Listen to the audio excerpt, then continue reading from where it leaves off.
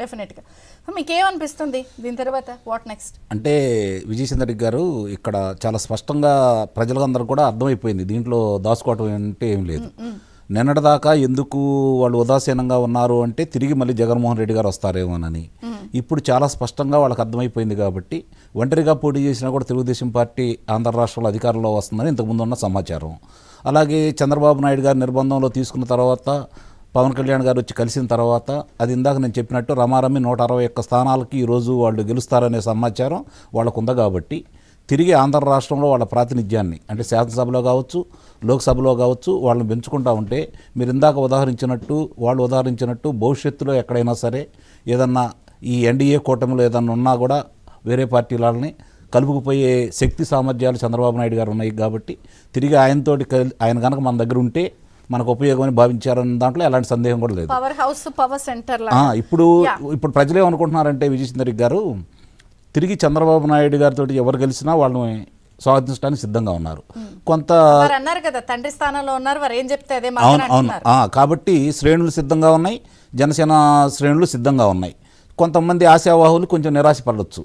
కాకపోతే ఇక్కడ ఒకటి గుర్తుపెట్టుకోండి, ప్రజలు ఏం భావిస్తున్నారంటే ప్రజల గురించి మాట్లాడతాను, వీళ్ళ గురించి అసలు వదిలేసేయండి. ఎందుకంటే వీళ్ళిద్దరూ వాళ్ళ అభిప్రాయాలు వాళ్ళు చెప్తారే తప్ప అంతిమ నిర్ణయం అధిష్టానాంది కదా. ఇప్పుడు ప్రజలు ఏమనుకుంటున్నారంటే తిరిగి చంద్రబాబు నాయుడు గారు ముఖ్యమంత్రి అయితే మనకు రాజధాని పరిపూర్ణం అయిపోతుంది, అందులో ఎలాంటి సందేహం కూడా లేదు. పోలవరం పూర్తి అయిపోతుంది. ఇప్పుడు పట్టిసీమ ద్వారా ఆ రోజు పట్టిసీమ ద్వారా రాయలసీమకు నీళ్లు అందించే అవకాశం చంద్రబాబు నాయుడు గారు కలగజేశారు. అంటే సాగునీరు, రాజధాని ఈ రెండూ పూర్తయిపోయిన తర్వాత నీకు సస్యశ్యామలం అయిపోతుంది ఆంధ్ర రాష్ట్రం. రెండోది నీరు, రహదారులు అన్ని సవ్యంగా ఉంటే పరిశ్రమలు వస్తాయి. గతంలో చంద్రబాబు నాయుడు గారు 5 సంవత్సరాలు కేంద్రంతో సఖ్యతగా ఉన్నప్పుడు, అలాగే ఆయన అధికారంలో ఉన్నప్పుడు 5,13,000 మంది ఉద్యోగాలు వచ్చినాయి.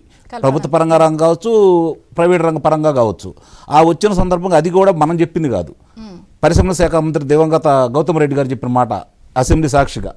మరి ఈరోజు చూసుకుంటా ఉంటే ఒక్కసారి చూసుకుంటా ఉంటే వాళ్ళకి ఎందుకు అర్థమైందనే దానికి మీకు చిన్న ఉదాహరణ చెప్తానండి. మీకు ఈరోజు శాసనసభ్యులు వెళ్ళిపోతున్నారు, లోక్సభ సభ్యులు వెళ్ళిపోతున్నారు, శాసన మండలి సభ్యులు వెళ్ళిపోతున్నారు, ఆ పార్టీలోంచి బయటకు వెళ్ళిపోతున్నారు. సహజంగా ఏంటంటే ఓడిపోయే పార్టీకి ఎవరు వెళ్ళరు కదా, గెలుస్తారన్న ఉద్దేశంతో వీళ్ళందరూ ఆ పార్టీకి వెళ్ళిపోతున్నారు.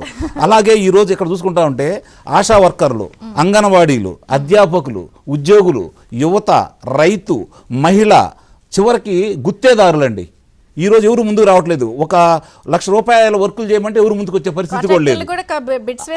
దీనికంటే కూడా వీళ్ళకి పట్టుకొమ్మలైనటువంటి గ్రామ సర్పంచులు ఈ రోజు వాళ్ళు ఏం చేశారు చూస్తానే ఉన్నారు.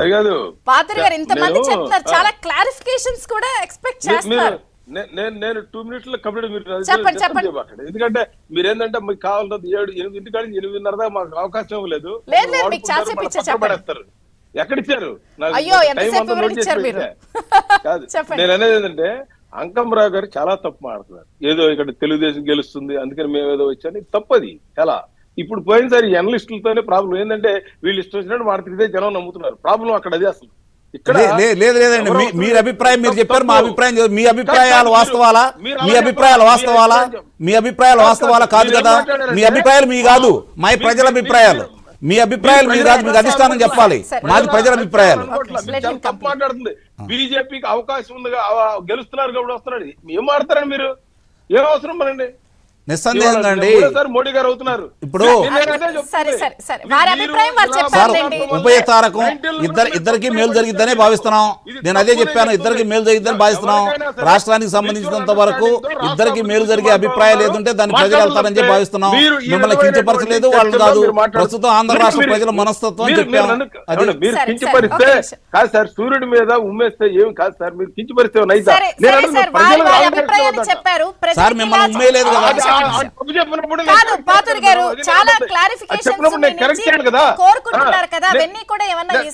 నేను అదే చెప్తున్నా. ఇప్పుడు నాకు ఒక 10 క్వశ్చన్లు దీపక్ రెడ్డి గారు ఏమేశారు,